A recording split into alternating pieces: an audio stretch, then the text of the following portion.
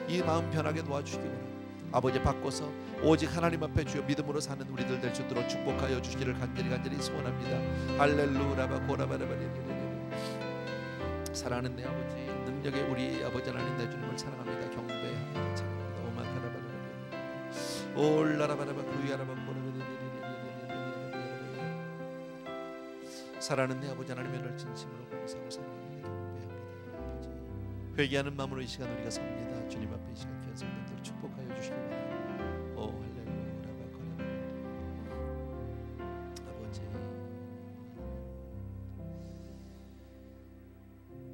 참 고마우신 우리 아버지 하나님, 오늘도 말씀을 통해서 하나님 야곱의 가정이 아닌 우리의 모습들을 보여주셨습니다.